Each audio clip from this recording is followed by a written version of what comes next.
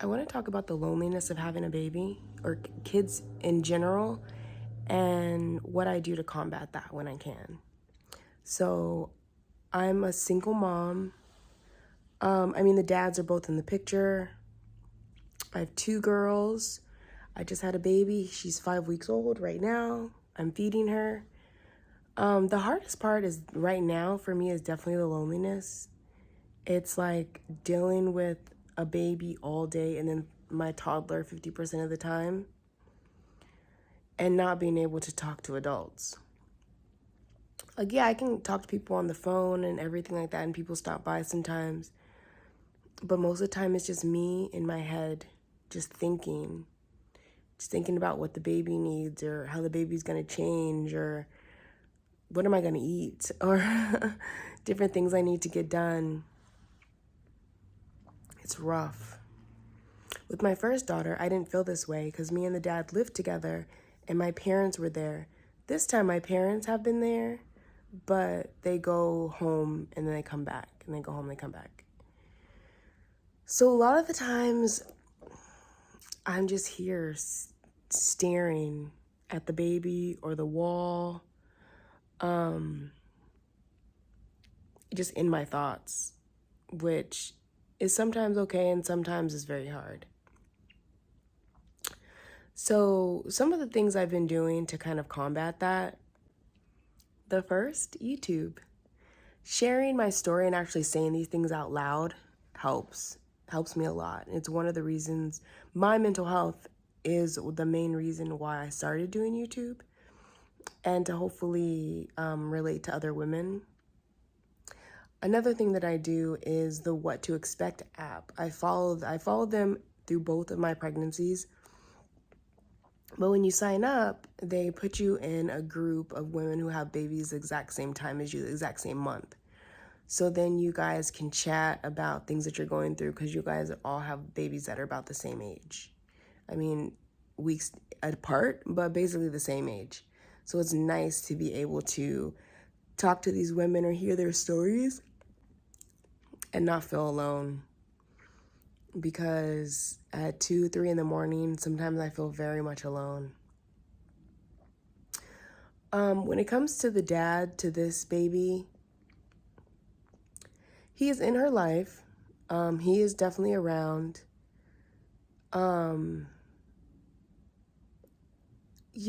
I just don't think that he really understands the time it takes to have a baby. And he's been super inconsistent through the pregnancy and now with the baby being born. So it's hard for me to want to ask him for things because the inconsistency is just like killer. Like, dude, like I can't with this.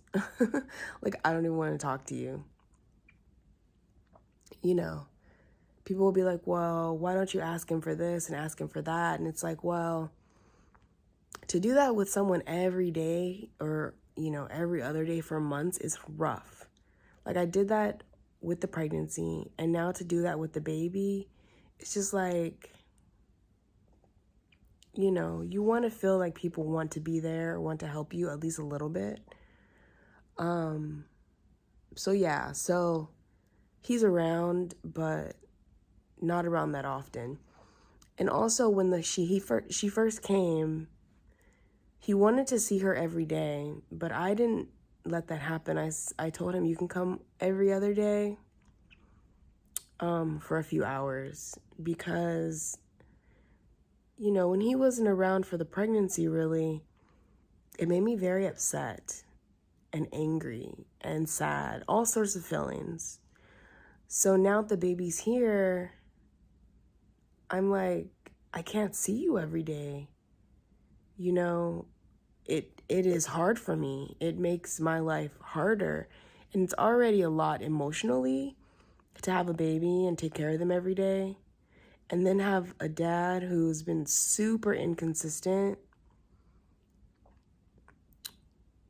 want to be around when he knows nothing about how to take care of a baby. And I have to help him and be nice to him and make sure to keep my feelings under control and my anger down. And it's hard enough with my hormones by myself, you know? And that's really what has been the hardest part of all of this for him, is dealing with a hormonal woman. But I mean, when you get pregnant, you have a baby, your hormones are rocking, and you know, there's not really much you could do, so it's whatever. But anyway, back to it.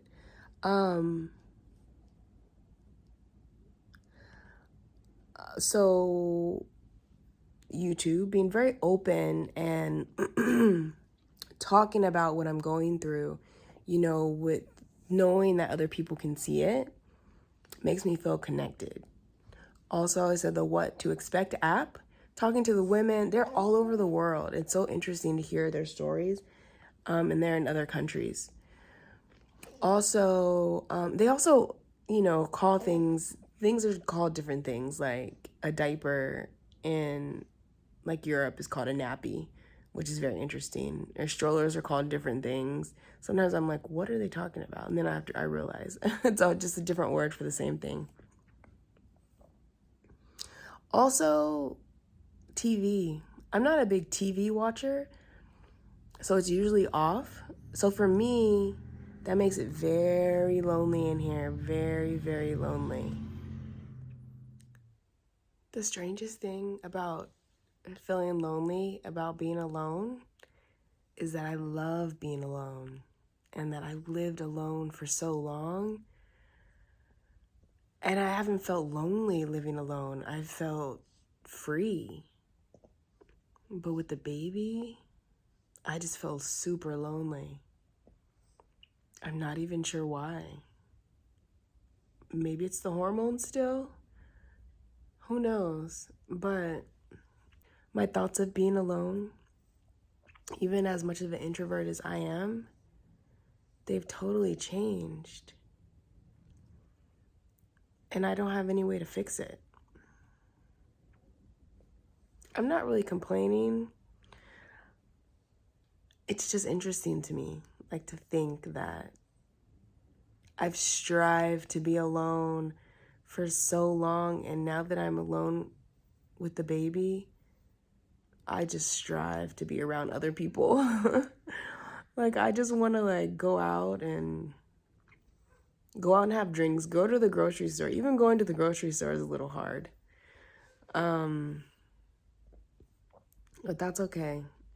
I know that this newborn phase does not last long. I mean, it's only 3 months. In 3 months, she'll be holding, well, in 2 months, she'll be holding her head up. 3 months after that, she'll be sitting up. 6 months after that, she'll probably be walking. 2 years after that, she'll be talking. It goes so fast. So I look at Ocean, my toddler, and I think, just enjoy the process. Even though it's hard, just enjoy it, because it's so short-lived, like so short-lived. So yeah, so all the mamas out there, try your best to enjoy the process, even if it is painful.